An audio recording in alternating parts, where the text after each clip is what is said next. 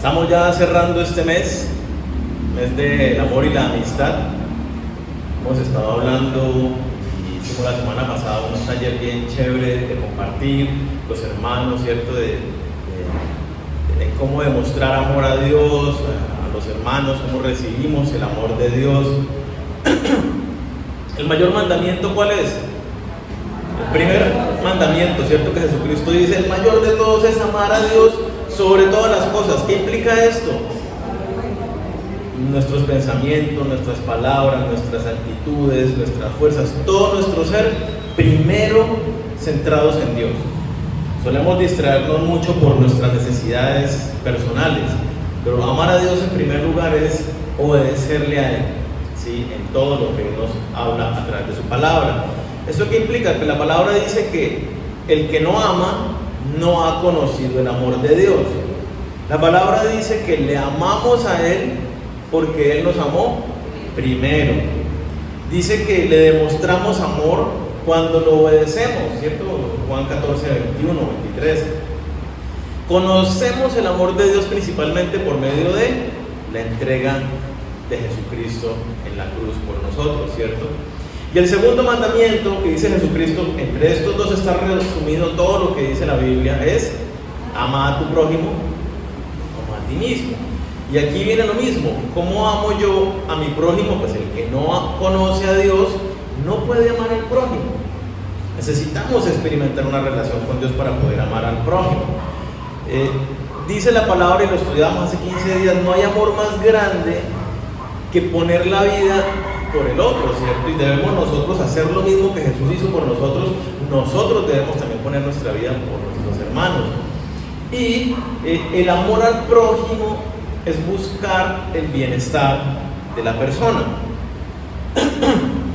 Ahora yo les pregunto, si amar a Dios o al prójimo necesitamos conocer el amor de Dios, necesitamos obedecer la palabra de Dios, necesitamos buscar el bienestar de Dios, todo esto se da a través del Evangelio, porque conocemos el Evangelio, es que conocemos a Dios y por lo tanto empezamos a amar a Dios y a obedecer su palabra. Porque conocemos el Evangelio, es que entendemos cuál es la mayor necesidad de cualquier persona. ¿Cuál creen que es? ¿La comida? ¿La ropa? ¿Tener un carro? Con estos trancones menos y con la gasolina. La mayor necesidad que tiene una persona es la de salvación. Somos eternos y estamos eternamente condenados. Así que la mayor necesidad que tiene el ser humano es de Jesucristo, es de la salvación por medio de Jesucristo. ¿Cuál es el mayor tesoro, la riqueza que nosotros los hijos de Dios tenemos? Lo más importante, el acontecimiento más importante en la vida de un cristiano es el día, es el momento en que decidió arrepentirse de sus pecados y rendir su vida a Jesucristo, creer en la obra de Jesús. Es el día, el momento y la decisión más importante en la vida de cualquier ser humano. En ese orden de ideas, si nosotros hemos de amar al prójimo, ¿qué es lo que tenemos que hacer? Predicarles el mensaje del Evangelio. Necesitamos hablarles de Jesucristo, porque sin Jesucristo pueden tener satisfecha su necesidad de techo, de ropa, de alimentos, pero ¿cuánto dura la vida? Esto es un ratico, 80, 90 años, 100 años, los que, mejor dicho, super longevos. ¿Y cuánto dura la vida eterna? No tiene fin. Necesitamos atender la necesidad eterna más apremiante del individuo. Y esto no es que yo no tengo un evangelista, o esto no es cuestión de que no, es que es a los pastores y los líderes los que les corresponde evangelizar. Esto no es si es que me da miedo, si es que me da pena. Hay un mandato de parte de Dios para cada uno de nosotros, sus hijos, de que vayamos y prediquemos el Evangelio a toda criatura. Dice Juan 17, versículo 18, cuando Jesucristo está hablando con el Padre allí en su última oración prácticamente, le dice: Padre, así como tú me enviaste al mundo, así yo los envío al mundo, que vayan a predicar el mensaje de salvación. Entonces, ¿qué dice Pablo al respecto? ¡Ay de mí si no predico el Evangelio! ¡Ay de nosotros los hijos de Dios que conocemos el mensaje de salvación y no lo estamos anunciando a las personas! ¡Ay de nosotros! Dice Pablo: mis manos están limpias de la sangre de ustedes, porque a todo el que me encontré le prediqué el mensaje del Evangelio, les prediqué íntegro el mensaje de la palabra. Así que mis manos están limpias de su sangre. ¿Qué está diciendo Pablo? En otras palabras, cuando venga el momento y Dios vengamos a juicio delante de Dios, Dios no me va a poder decir: mira, fulanito se va para el infierno porque tú trabajaste 10 años junto a él y jamás le compartiste. Tú eres el culpable porque no le hablaste. Eso es lo que dice Pablo: mis manos están limpias, yo a todos les he predicado el Evangelio. Y esa es nuestra responsabilidad como hijos de Dios. Que es que no me siento cómodo. Seguramente Jesús estaba súper cómodo allá en la cruz muriendo por nosotros, ¿cierto? No es cuestión de comodidad, es cuestión de amor, es cuestión de darnos por el bien de los demás. ¿Cómo nos salvamos? ¿Cómo se salvan las personas? Porque a veces no entendemos esto, ¿no? Si yo no predico el Evangelio, ¿qué va a suceder?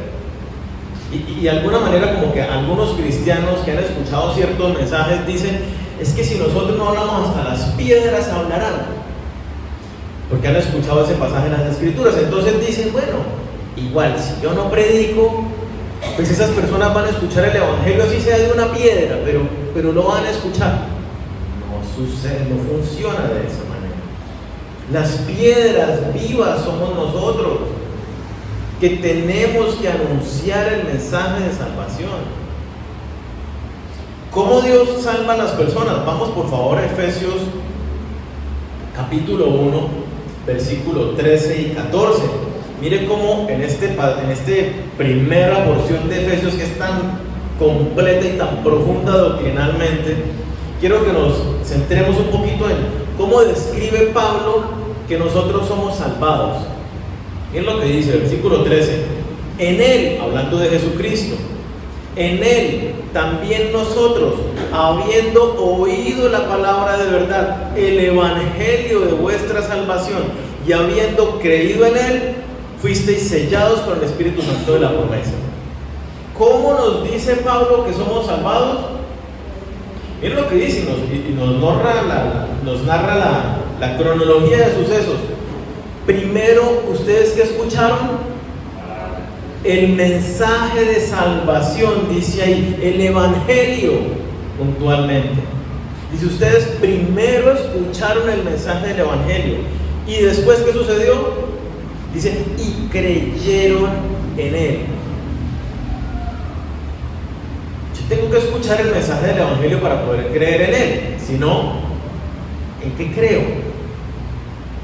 Y ese es un problema muy terrible actualmente. ¿En qué cree la gente? Y si ustedes hablan con las personas, ustedes han escuchado, ¿en qué cree la gente? La gente se arma su propia idea de Dios y creen en ese Dios imaginario, pero no han depositado su fe en el Dios de la Biblia. ¿Por qué? Porque no han escuchado el Evangelio, que dice Pablo allí en Efesios, que es lo primero que debe suceder. Escuchamos el Evangelio, creemos en el mensaje del Evangelio, y entonces somos salvados. El pasaje lo dice: somos sellados con el Espíritu Santo, que todos los que tenemos a Cristo tenemos el Espíritu Santo, es el sello de que hemos sido hechos hijos de Dios. Miremos lo que dice 1 Corintios 1, 1 Corintios capítulo 1, versículo 21 al 24. Y allí vemos qué fue lo que escogió Dios para traer la salvación a las personas también. Dice, versículo 21: ya que en la sabiduría de Dios, el mundo no conoció a Dios mediante la sabiduría. Póngale cuidado a lo que dice.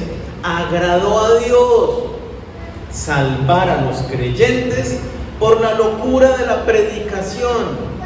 Y más adelantico, en el versículo 23, pero nosotros predicamos a Cristo crucificado. ¿Qué fue lo que se le ocurrió a Dios? ¿Qué es lo que dice el pasaje? Que a Dios le agradó escoger el medio de salvación. ¿Cuál es? La locura de la predicación del Evangelio. ¿Hay alguna otra forma en que las personas van a llegar a la salvación? La salvación es única y exclusivamente por medio de Jesucristo. Pero ¿cuál Jesucristo? Por ejemplo, los musulmanes creen en Jesucristo. ¿Quién es Jesucristo? Un profeta. Muchos creen en Jesucristo sin creer en Dios. ¿Y qué creen de Jesucristo? Que fue un gran líder, muy sabio. Pero tienen su propia idea de quién es Jesucristo. ¿Por qué? Porque no conocen el mensaje del Evangelio. El Evangelio es un mensaje muy preciso, muy puntual, ¿sí? Y es lo que Dios escogió para llevar la salvación a las personas. Miremos ahora más precisamente Romanos 1, versículos 16 y 17. Romanos 1, versículos 16 y 17. Dice, ¿lo tienen? Dice, porque no me avergüenzo del Evangelio. ¿Por qué no me avergüenzo del Evangelio? Porque es poder de Dios para salvación a todo aquel que cree, al judío primeramente y también al griego. Póngale cuidado, porque en el Evangelio la justicia de Dios se revela por fe y para fe, como está escrito, mas el justo por la fe vivirá. ¿Qué nos dice este pasaje que a veces lo tomamos como muy a la ligera? ¿Qué nos dice? ¿En dónde radica el poder para la salvación de las personas? En el Evangelio, en el mensaje contenido en el Evangelio. Y ahora vamos a ir más adelante a entender qué es el Evangelio. El poder para salvación no está en mis habilidades de persuasión. El poder para salvación no está en que yo tengo una gracia especial para con las personas y les caigo muy bien y tengo una oratoria y tengo un discurso chéverísimo. Ahí no radica el poder de salvación. El poder de salvación radica en el mensaje del Evangelio. Y por eso dice Pablo, no me avergüenzo del poder del Evangelio, porque es que ahí está el poder de Dios. Valdría la pena preguntarnos, ¿te avergüenzas del Evangelio? Yo me puedo avergonzar del Evangelio cuando simplemente digo, me da pena que me digan fanático, que me digan loco. Me da pena que me hagan preguntas y yo no sepa cómo responderlas. Es que me da miedo llegar a alguien y decirle, mire que Jesucristo esto y lo otro. Si nosotros tenemos esa tendencia, nos estamos avergonzando del Evangelio. De lo que usted se avergüenza, usted lo esconde, usted no lo quiere mostrar. Pero lo que usted se siente orgulloso, lo que usted dice, esto es lo más precioso para mí, lo quiere mostrar a todo el mundo. Y ese tesoro es Jesús. Nos avergonzamos del Evangelio cuando decimos, es que el Evangelio como Jesucristo lo predicó es muy rudo. Jesucristo dijo, si usted no toma su cruz y se niega a sí mismo, no puede ser mi discípulo. Decirle eso a la gente es muy duro.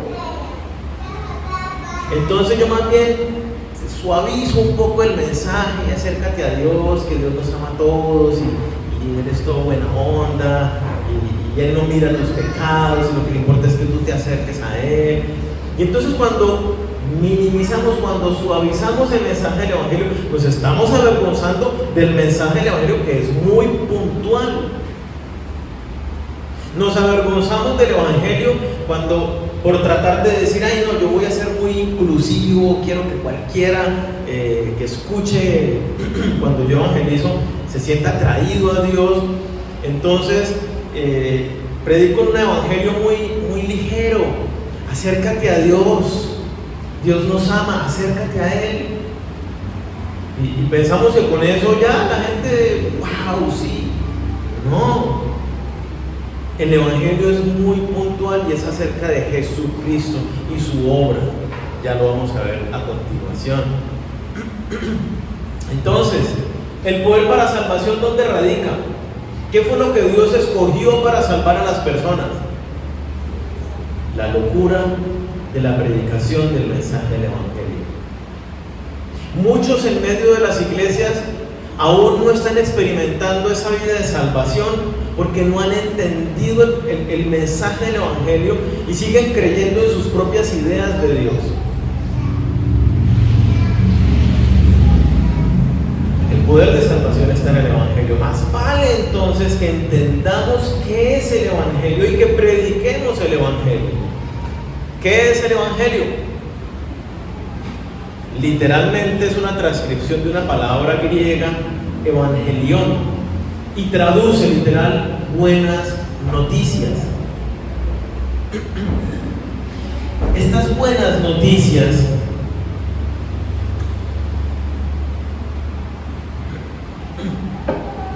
tienen un resultado trascendental, y el contexto donde se origina esta palabra de buena noticia es, haga de cuenta que nosotros estamos aquí en un salón con el rey y el ejército está en el frente de batalla porque viene una nación enemiga a destruirnos y se fueron los soldados y estamos aquí atemorizados con expectativa de qué habrá pasado. Y de repente entra por la puerta un mensajero trayendo el Evangelio, trayendo buenas noticias, y nos dice: Rey, compatriotas, hemos ganado la batalla. ¿Qué significa esa buena noticia para nosotros? Paz, tranquilidad, gozo, cambia nuestra perspectiva futura, presente. Cuando hablamos de buenas nuevas del Evangelio, justamente es eso, el Evangelio produce una transformación, un impacto que trasciende la vida de la persona. Eso es literalmente Evangelio. Entonces, cuando hablamos del Evangelio, a la luz de las Escrituras, es la buena noticia de la obra de redención hecha por Jesucristo en la cruz y su resurrección, por medio de la cual somos justificados. Esa es la buena noticia. Fíjese que lo que leíamos de Romanos 1:17, cuando predicamos el Evangelio, ¿qué dice ahí? En el Evangelio se revela, se da a conocer la manera como Dios hace justicia. Entonces, si tú piensas que estás evangelizando y no estás contando la manera como Dios hace justicia, tú no estás evangelizando. ¿Sí? ¿Qué es evangelizar entonces? Evangelizar es compartir con otras personas las buenas noticias de la obra de Jesús, con la intención de que las personas se arrepientan y crean en el mensaje del Evangelio. Eso es evangelizar. ¿Qué no es evangelizar? Hago una nota aclaratoria supremamente importante. ¿Qué no es evangelizar? Las cosas que voy a enunciar a continuación no son evangelismo, son cosas buenas que podemos y debemos hacer como cristianos, pero que a veces las confundimos como evangelización y no son evangelización. Después de esto vamos a ver qué sí es evangelizar. Le pongo un ejemplo. Mi esposa me dice: Daniel, invite a Diego y Aura a almorzar el viernes a las 12 del mediodía en nuestro apartamento. Entonces yo me encuentro con Diego. Hola Diego, ¿cómo está? Me gustaría orar por usted. Y oro por él. Y ay, bueno, listo, nos hablamos, nos estamos viendo, chao. Diego va a llegar a la casa a las 12 el viernes para almorzar.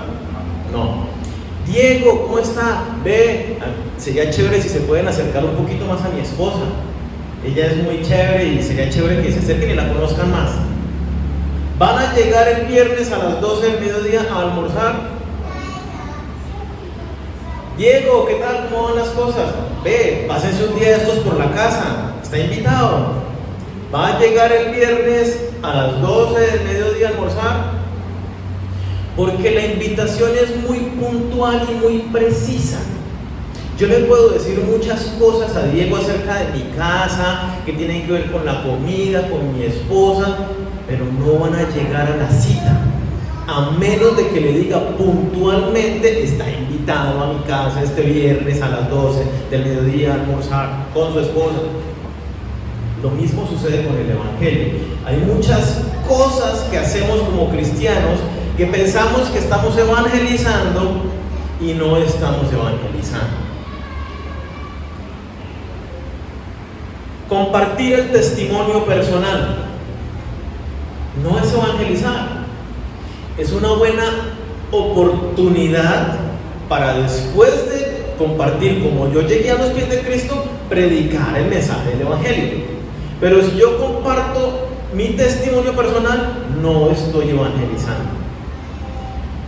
Aconsejar con versículos bíblicos a alguien. Estoy en el trabajo y me pregunta el compañero: ay, que estoy en tal situación. No, mira, la palabra de Dios dice esto y esto y esto y esto.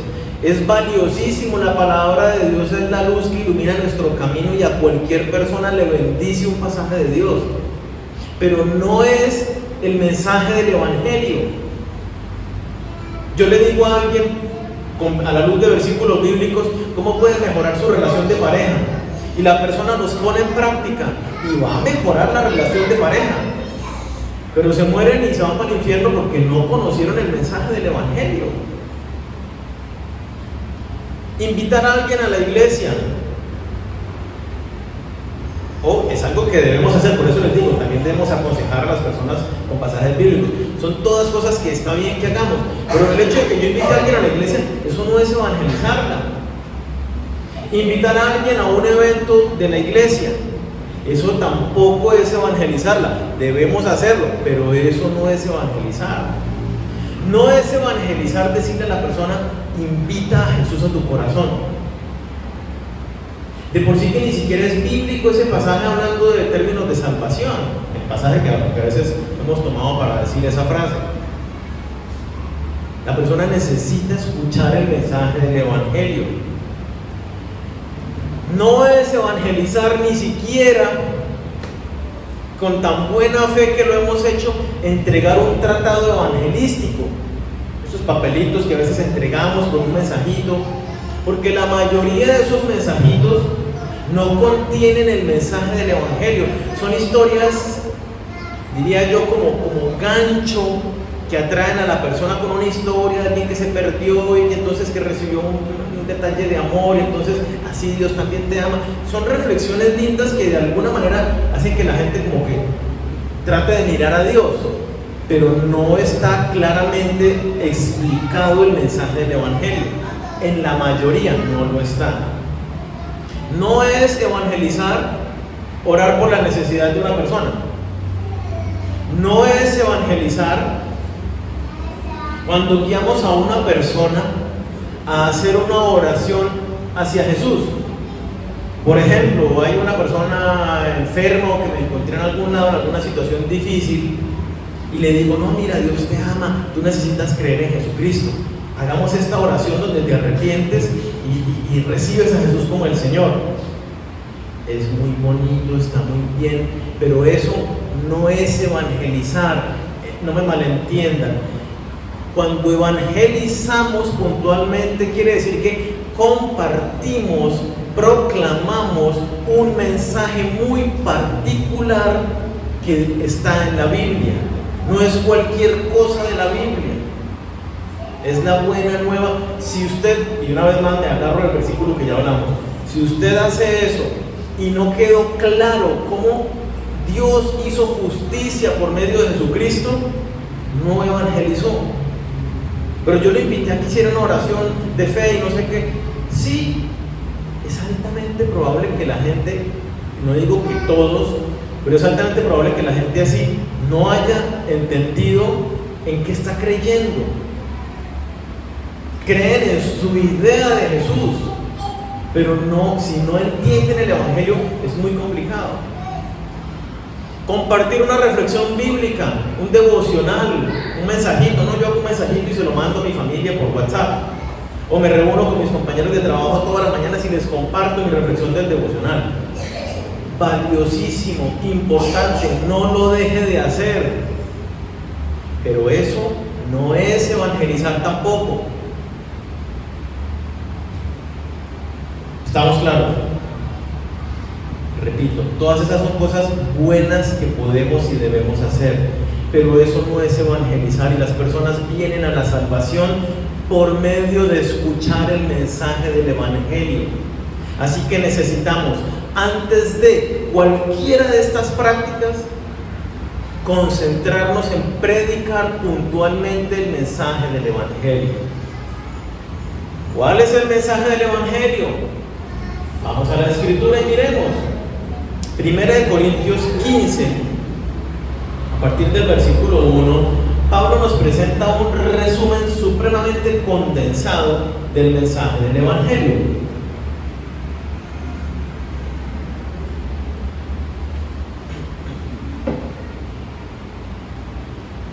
Primera de Corintios 15, versículo 1 dice: además os declaro, hermanos, el Evangelio que os he predicado, el cual también recibisteis, en el cual también perseveráis, por el cual asimismo, si retenéis la palabra que os he predicado, sois salvos, si no, creísteis en vano.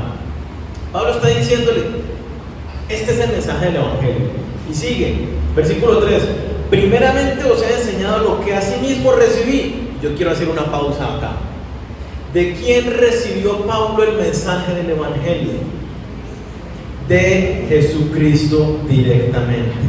Pablo nos dice, yo no recibí el mensaje de los apóstoles, ni ningún hermano en Cristo vino y me dijo, a mí Jesucristo se me apareció.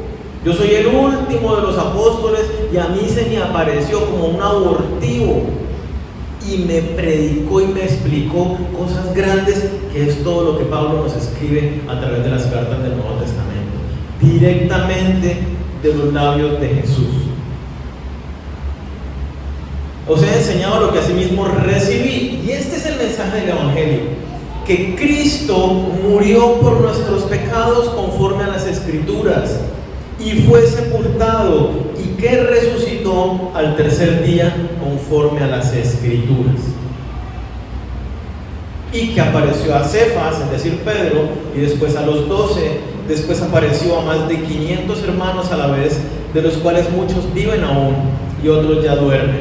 Después apareció a Jacobo, es decir, a Santiago, después a todos los apóstoles, y al último de todos, como a un abortivo, me apareció a mí. El mensaje del Evangelio es un hecho histórico, con testigos presenciales de este hecho, que vieron la obra, la muerte de Jesús en la cruz, vieron la sepultura y vieron su resurrección, y compartieron con Jesucristo durante 40 días después de su resurrección, antes de que ascendiera al cielo. Entonces el Evangelio no es especulación, no es una teoría, es un hecho históricamente documentado. ¿El Evangelio en quién se centra? Cuando hablamos del Evangelio, entonces estamos hablando puntualmente de Jesucristo, su crucifixión y su resurrección, bueno, su sepultura y su resurrección. No hemos evangelizado a menos de que hablemos puntual y específicamente de la muerte de Jesús en la cruz dice el pasaje, conforme a las Escrituras, es decir, mostrando cómo Dios hizo justicia en Jesucristo, y acerca de la resurrección de Jesucristo, mostrando cómo a través de su resurrección somos nosotros justificados en Jesucristo. Si no predico eso, no hay evangelización. Para que entendamos un poquito mejor nosotros, si tenemos alguna inquietud sobre el Evangelio y tengamos mucho más claro y preciso qué debemos predicar a las demás personas, miremoslo. Entonces, el Evangelio es la noticia acerca de la obra de Jesucristo puntualmente, o más bien, antes de ir a la buena noticia, porque acordémonos que el Evangelio es la buena noticia. Cuando compartimos el Evangelio con una persona, necesitamos preparar a la persona. ¿En qué sentido? Yo me aparezco a cualquier persona en la calle. Usted, haz cuenta que me le acerco y digo, usted es una persona sana que no es consciente de que tenga ninguna enfermedad ni dolencia. Y llego con una jeringa, con un líquido naranjado así fosforescente, hagamos de cuenta, verde, brillante. Tengo la cura para su enfermedad, venga, se la pongo. ¿Usted qué hace? Claro, venga, póngamela. ¿O usted qué hace? ¿Qué le pasa? Pero despacito, ¿cierto? ¿Cómo que me va a inyectar con esa disque cura si yo no estoy enfermo de nada? ¿Usted está loco? Eso pasa con la mayoría de las personas si nosotros les predicamos la buena noticia. Jesucristo dice que vino a salvar al mundo de sus pecados. Ahora bien, si yo no me considero pecador, si no me siento mala persona, yo no sé si es su caso, era mi caso. Yo era un alcohólico, no lo reconocía, hoy en día lo sé. En ese entonces yo tomaba licor todos los días de mi vida. Estaba en la universidad, cuarto, quinto semestre. Todos los días me emborrachaba. Grosero, groserísimo. Mentiroso, peleador, era súper agresivo, entonces a los golpes a toda hora. Rebelde con mis papás, rebelde en la universidad, callejero, fornicario con mi novia, cualquier cantidad de pecados. Y cuando me predicaron de Jesucristo, yo de ninguna manera me consideraba a mí mismo con alguna necesidad de Dios. Mi vida estaba súper bien, tenía todas las cosas que quería, hacía lo que quería. Yo no necesito de ningún Dios para que me venga a sanar algo, a limpiar de algo. Aquí estoy viviendo súper bien, feliz. Y esa es la realidad de la mayoría de las personas. Nos adaptamos a vivir nuestra vida y no consideramos que necesitemos esa jeringa con esa cura.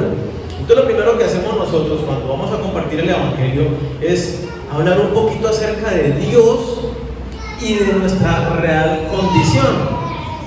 ¿Y cómo lo hacemos? Vamos por favor a Romanos capítulo 1, versículo 18. Hay dos atributos de Dios que son esenciales a la hora de evangelizar. Una persona necesita, no es que es opcional, necesita conocer dos atributos de Dios para entender la salvación. A veces normalmente nos centramos en el amor, que Dios te ama y que mira, que Dios esto y que lo otro, pero ese no es los atributos esenciales que necesitamos conocer. ¿Qué es lo que dice Romanos 1:18? Que es ahí donde estábamos, ¿no? Romanos 16, 17, ahora 18. ¿Qué dice? Mire con qué empieza Pablo a predicar el Evangelio. Pablo empieza a predicar el Evangelio diciendo, porque la ira de Dios se revela desde el cielo contra toda impiedad e injusticia de los hombres que detienen con injusticia la verdad. ¿Con qué empieza Pablo a predicar el Evangelio? Mire que no llega suavecito. La ira de Dios cae desde el cielo contra toda injusticia e impiedad, contra el pecado, contra el pecador está la ira de Dios. contra el que no ha sido justificado, está la ira de Dios. Y este pasaje nos habla de dos atributos de Dios. Si Dios está contra el pecado y está en contra de la justicia, de la injusticia, nos dice que Dios es justo. Dios es justo y hace justicia. Y vamos a venir todos ante el juicio de Dios, porque toda rodilla se doblará delante de Dios y confesará que Jesucristo es el Señor. Allá en el juicio del gran trono blanco, para muchos lo confesarán porque es la realidad, pero se irán para el infierno después de eso, porque no recibieron el mensaje del Evangelio. Todos compareceremos ante el juicio de Dios, dice la palabra.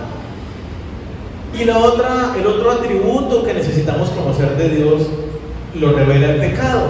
Si Dios revela su ira, desata su ira sobre el pecado, eso es porque Dios es santo. Y la santidad de Dios le impide tener algo que ver con el hombre pecador. Que Dios es santo quiere decir que es puro, excelso, está sobre todas las cosas. Ahora bien, cuando entendemos que el hombre es pecador, si Dios es santo, ¿qué quiere decir? Que yo no tengo ninguna posibilidad de estar delante de Dios, porque eso es lo que implica la santidad. La santidad de Dios repele el pecado. El pecador no puede, imposible, nunca jamás acercarse a un Dios santo, a menos de que también sea santo el que se acerca a Dios. Por eso la Biblia lo dice: sin santidad nadie verá a Dios. Sed santos porque yo soy santo, dice Dios.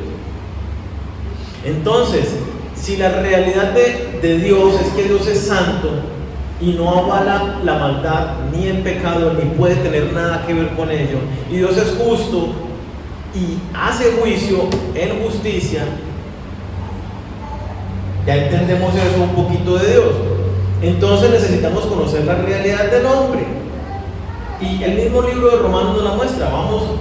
Si siguiéramos leyendo el capítulo 1, nos habla una cantidad de pecados. Los hombres le dieron la espalda a Dios y entonces empezaron a esto, a lo otro. Ahí menciona una cantidad de cosas: pecados sexuales, pecados de desobediencia a los padres, pecados de toda clase allí. Y muestra la lista. Pero vamos a Romanos 3, versículos 10 y 12, y miramos cuál es la realidad del estado de los hombres en su naturaleza caída después de Adán. Romanos 3, versículo 10 al 12 dice: como está escrito, no hay justo ni aun uno. ¿Cuántos justos hay? Ni aun uno. No hay quien entienda, no hay quien busque a Dios. ¿Usted buscó a Dios? Alguno podrá decir sí, no. Dios lo atrajo con sus cuerdas de amor, que es muy diferente que usted lo haya buscado por iniciativa propia, porque justo no hay ni siquiera uno. Y ahí continúa: todos se desviaron. ¿Cuántos? Todos se desviaron, a una se hicieron inútiles. No hay quien haga lo bueno, no hay ni siquiera uno. ¿Cuántos buenos hay? Ni siquiera uno. ¿Sí?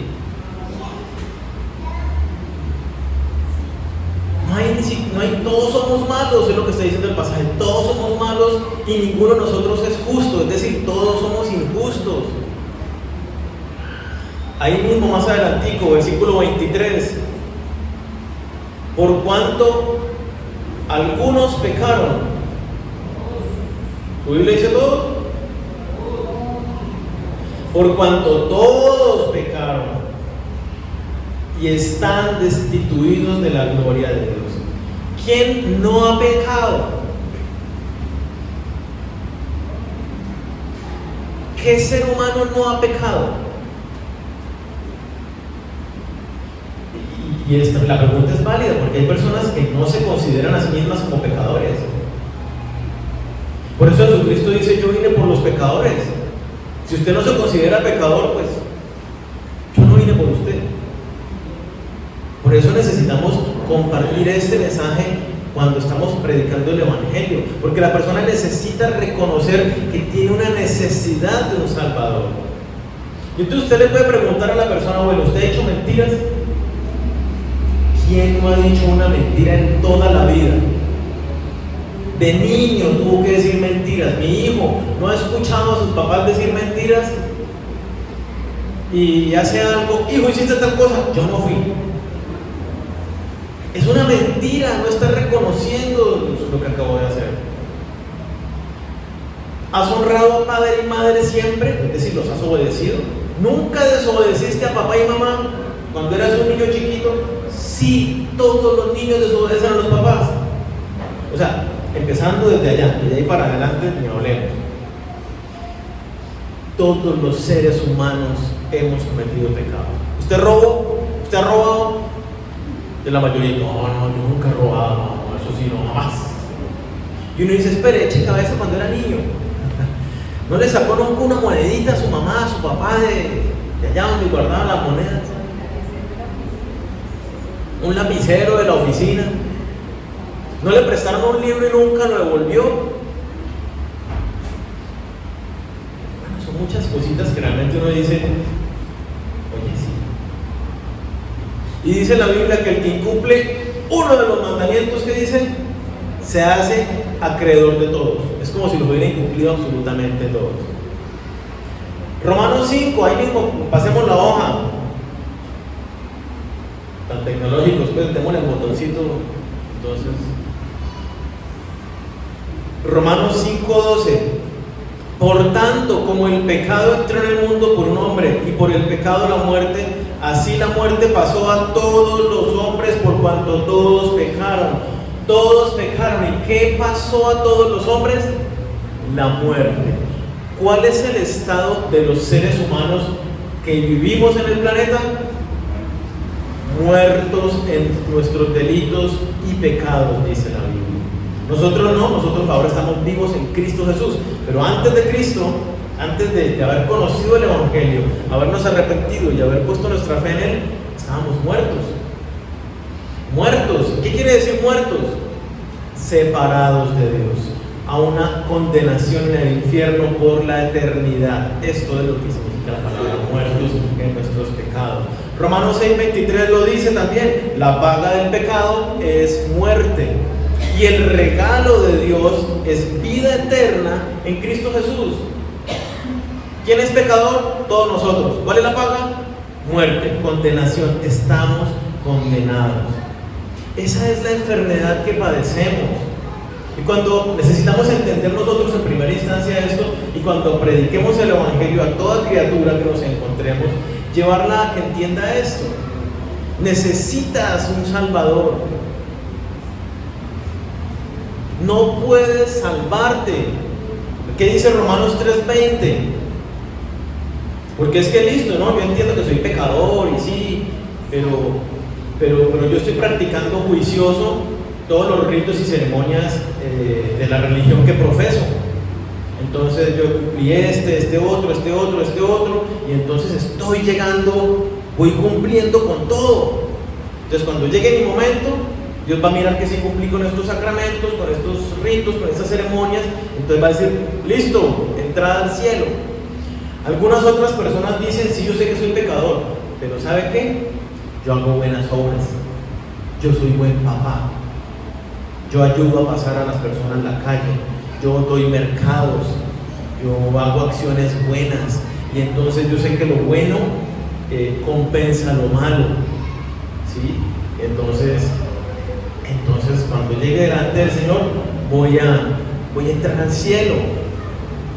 Esas y muchas otras son las creencias de las personas que están a nuestro lado. Y muchas veces, a veces dentro de la iglesia hay personas que tienen esa creencia. Yo hago cosas buenas o yo cumplo con los requisitos de mi religión, entonces me voy para el cielo. ¿Qué dice Romanos 3:20? Ya que por las obras de la ley ningún ser humano será justificado. Justificado quiere decir presentado como inocente, porque todos son pecadores, todos son malos. Por las obras de la ley nadie puede ser justificado delante de Dios. ¿Y qué dice? Por la ley es el conocimiento del pecado. Yo veo la ley y digo, caramba, yo estoy infringiendo esta norma. Efesios 2, versículo 8 y 9, nos aclara este aspecto también, hablando puntual y específicamente de cómo somos salvos. Dice Efesios 2, 8: porque por gracia, es decir, por un regalo que Dios nos da, somos salvos por medio de la fe. Y esta fe no es de vosotros, pues es un don de Dios. Es decir, la fe con la que nos salvamos también es un regalo que Dios nos da. Póngale cuidado. No por obras, para que nadie tenga de qué gloriarse, de qué exaltarse o sentirse orgulloso. La salvación claramente dice, no es por las obras. Entonces vale la pregunta, ¿hay algo que pueda hacer algún ser humano para salvarse? Absolutamente nada. Pero yo oro todos los días por fulanito.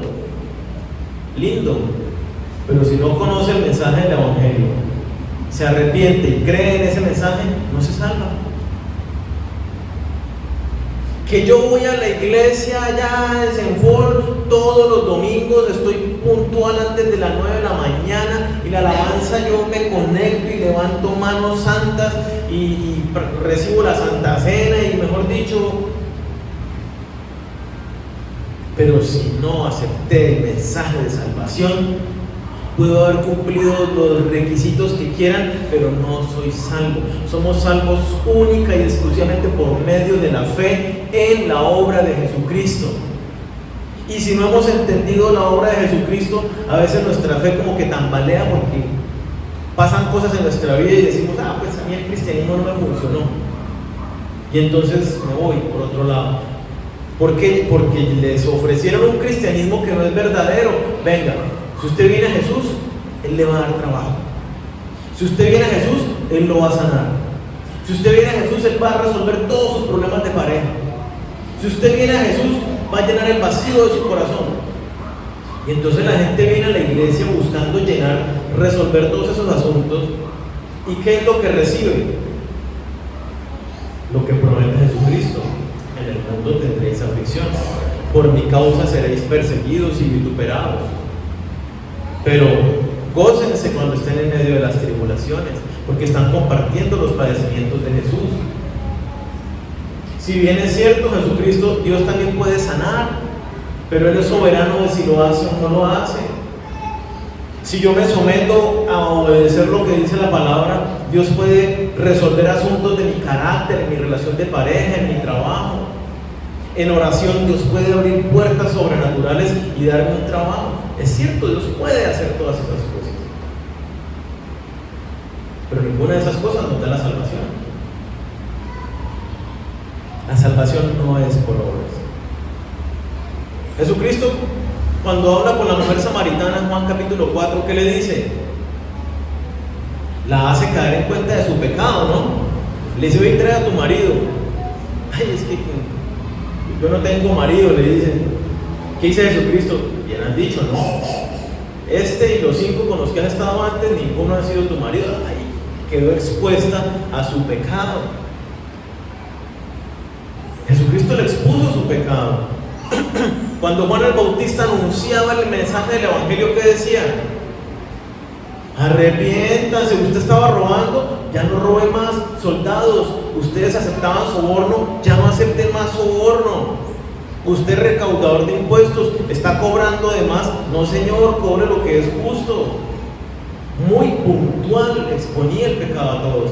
Pablo, cuando predica allá en el libro de los Hechos, que dice, por eso Dios manda a todo el mundo que se arrepientan. Y les dice, ustedes tienen su fe puesta en ídolos, en estatuas de mármol, en estatuas de oro, de plata. Eso es idolatría, señores. Y les dice Pablo allí, cuando les evangeliza, hacer caer en cuenta de su pecado, de su imposibilidad para recibir la salvación. Cuando Jesucristo le predica al joven rico, el joven rico se acerca a Jesús. Señor, ¿qué he de hacer para tener la vida eterna? Y Jesucristo le dice, ¿qué escuchas? ¿Qué conoces? No, los mandamientos. Ah, bueno, da tu dinero a los pobres y ven y sígueme. Y el pasaje dice que el rico se fue muy triste y te dio la espalda. Y Jesucristo dice, ¿sí ves? Es más difícil, ¿qué? Más fácil que un camello entre por el ojo de una aguja, que un rico entre al reino de los cielos. No está hablando de los ricos en general, sino de la actitud de quién era el Dios de este joven. Con la pregunta de Jesucristo reconoció, él se consideraba muy cumplidor de la ley, y cuando Jesucristo le dice, vende tus cosas y ven y sígueme, ¿qué le hizo entender? Que estaba incumpliendo el primer mandamiento. Su Dios eran los bienes materiales, y no Dios en realidad. Y entonces los discípulos de Jesucristo le preguntan, wow, ser salvo entonces es muy difícil. ¿Quién podrá ser salvo?, preguntan ellos. ¿Qué responde Jesucristo? Para los hombres es imposible. Solo en Jesús hay salvación. Para los hombres es imposible. Cuando entendemos esto es cuando decimos, caramba, aplíquemela. La inyección, la cura, ¿cuál es? Déjeme conocer cuál es ese que sí me puede salvar. Y ahí llega justamente porque de tal manera amó Dios al mundo, que dio a su Hijo unigénito para que todo aquel que en Él cree no se pierda, sino que tenga vida eterna. Como para el hombre es imposible, Dios en su plan perfecto provee el único medio de salvación a través de Jesucristo. Y aquí es donde empezamos a hablar puntualmente la buena noticia. Primero abrumamos a la persona con la mala noticia, para que la buena tenga todo el sentido de wow.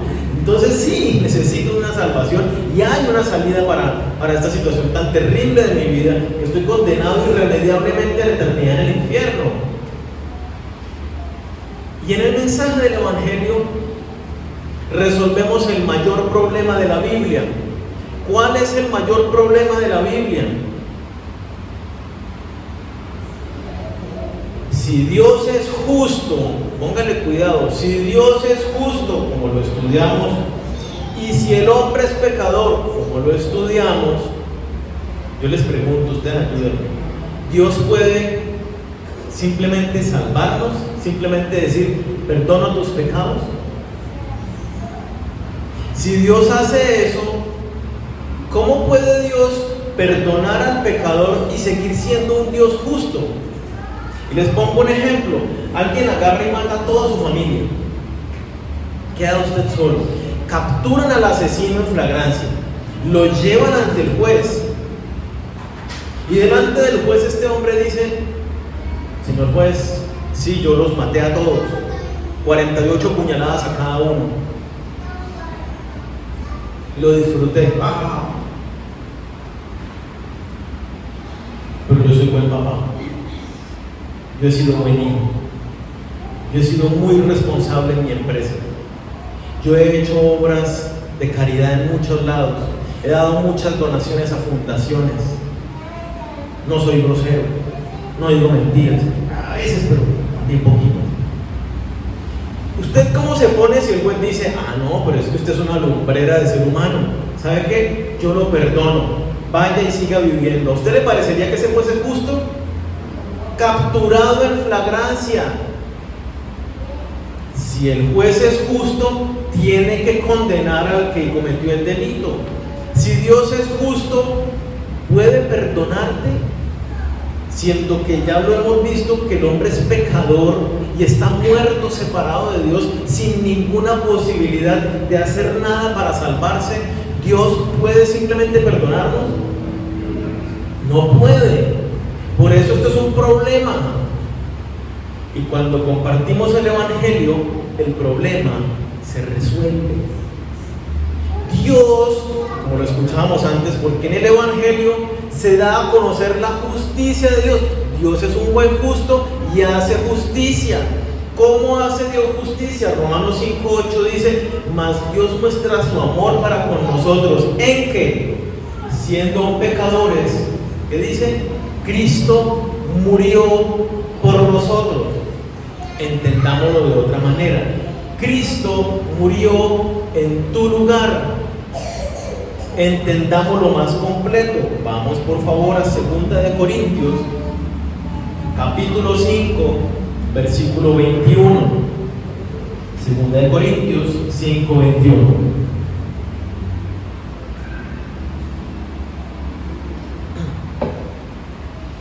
Dice: al que no conoció pecado, Jesucristo, por nosotros lo hizo pecado, para que nosotros fuésemos hechos justicia de Dios en él. Miren esto, este es el mensaje espectacular del Evangelio.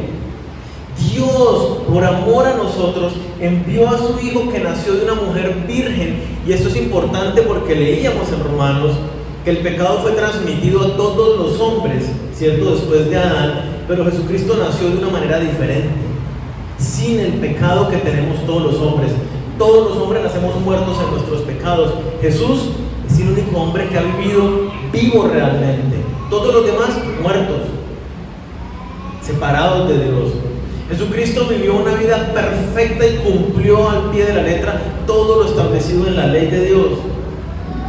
El único hombre inocente que ha caminado por la tierra, el Hijo de Dios. ¿Y qué dice? Lo hizo pecado por nosotros. Complementémoslo con 1 Pedro 2:24. Este versículo es clave. 1 Pedro 2:24. Hablando de Jesucristo, dice: quien llevó él mismo nuestros pecados en su cuerpo sobre el madero, para que nosotros, estando muertos a los pecados, vivamos a la justicia, y por cuya herida fuisteis salvados.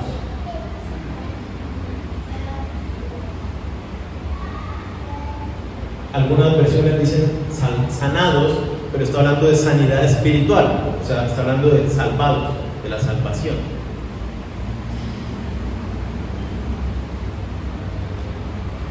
¿Cuál es la obra en la cruz? Jesucristo literalmente quita todos los pecados que hay en mi vida y los lleva sobre su cuerpo. Y sobre su cuerpo es clavado en la cruz, cargando mis pecados, los pecados tuyos. Y la ira de Dios, la justicia de Dios, mira a Jesús y ve el pecado de Daniel y el pecado tuyo, lo ve en Jesús y cae con todo el juicio de Dios sobre Jesús, matándolo en la cruz. A Jesús no lo mataron los clavos ni los latigazos. Jesús fue destruido por la ira de Dios, por la justicia de Dios, que cayó sobre Jesús y pagó el precio por nosotros. Y Jesús muere, y antes de morir dice: ¿por qué me has abandonado? Es porque Jesús se convierte en el pecado. Y acordémonos, Dios es santo, no podía haber comunión. Y al final, ¿cuál es la última palabra que dice Jesús? Consumado es. Esa palabra es una expresión que dice: ya fue pago. Tu precio, que nosotros, ¿qué podíamos hacer? Lo único que podíamos nosotros, la manera de pagar nuestros delitos, era la condenación en el infierno.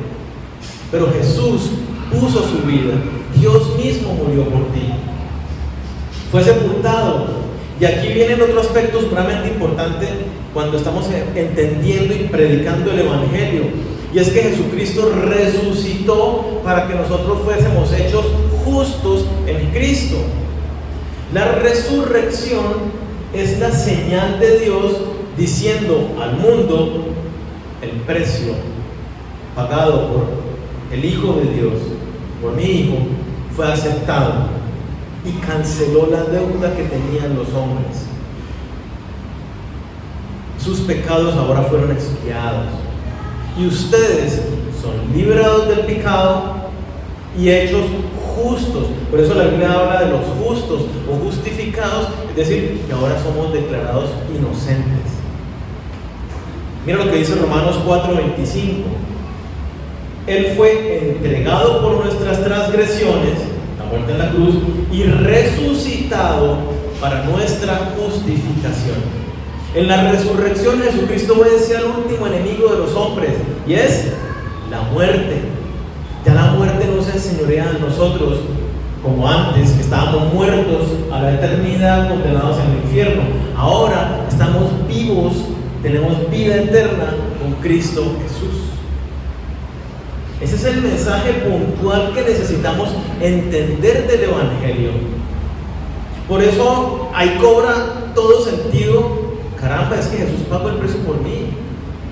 Y el llamado de Jesucristo, ¿cuál es? En Marcos 1:14 dice: después de que Juan fue encarcelado, Jesús vino a Galilea predicando el Evangelio del reino de Dios, diciendo: el tiempo se ha cumplido y el reino de Dios se ha acercado. Arrepentíos y creed en el Evangelio. Cuando entendemos que Jesucristo murió en lo que cargó mis pecados y que entiendo cuál es mi necesidad, entonces la respuesta que busca el Evangelio es el arrepentimiento. Que entendamos y digamos: yo no puedo seguir pecando, ya entiendo la consecuencia de mi pecado. Gracias, Señor Jesús, recibo, acepto el precio que tú pagaste en la cruz por mis pecados. Y como lo dice 1 Corintios 6, 19 y 20, ahora entiendo que soy tuyo porque me compraste con precio de sangre. Y ahora el resto de mi vida lo vivo para ti. Entendemos por qué Jesús dice: tiene que negarse a sí mismo, tomar su cruz y seguirme. Es porque yo ya no vivo para mí mismo, para mis pecados, para mis impulsos, para mis deseos, para mis planes, sino si ahora estoy en Cristo Jesús, soy una nueva criatura que vivo para Él. Y entonces hay una evidencia de una nueva conducta, de un nuevo amor por Dios, de una pasión por conocerlo a través de la Biblia, de un deseo de compartir con mis hermanos, de hablar de Dios en todas partes. Hay evidencias claras de que he entendido el Evangelio y he depositado mi fe en Él. Hechos 17:30 es lo mismo, ¿no? Dice: pero Dios, habiendo pasado por alto los tiempos de esta ignorancia, ya ustedes conocen el Evangelio, ya Dios dice: no más ignorancia, manda a todos los hombres en todo lugar que se arrepientan. Ya no podemos seguir viviendo de la misma manera como a mí me parece. Necesitamos rendirnos genuinamente a Dios. Señor, es tu verdad la que yo necesito para vivir.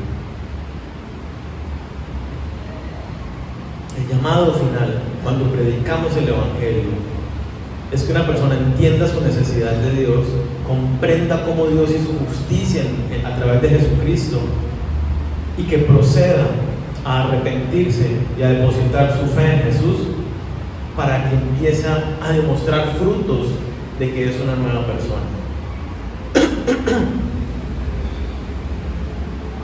Este es el contenido del Evangelio. Y eso es lo que nosotros necesitamos entender, y es lo que necesitamos predicar para que las personas puedan ser salvas. No sigamos creyendo que con mandar una reflexión, con hacer una oración, las personas están escuchando el Evangelio, porque eso no es evangelizar. Entonces, solamente, dice la palabra, Jesús es el único camino al Padre. Solamente hay un nombre dado a los hombres en que podamos ser salvos. Solamente hay un mediador en los hombres: Jesucristo. Jesús. Toda la Biblia, desde Génesis hasta Apocalipsis, hablan de Jesucristo y de este plan de salvación. Toda la Biblia, todos los libros de la Biblia están enfocados en la salvación por medio de Jesucristo, en su obra en la cruz y su resurrección. Entonces, amados hermanos, si hemos de vivir el amor de Dios, vivamos realmente por el Evangelio. si hemos de amar a nuestros hermanos, necesitamos, con claridad que tenemos ahora, llevar este mensaje del Evangelio a toda criatura. Yo los invito a que oremos.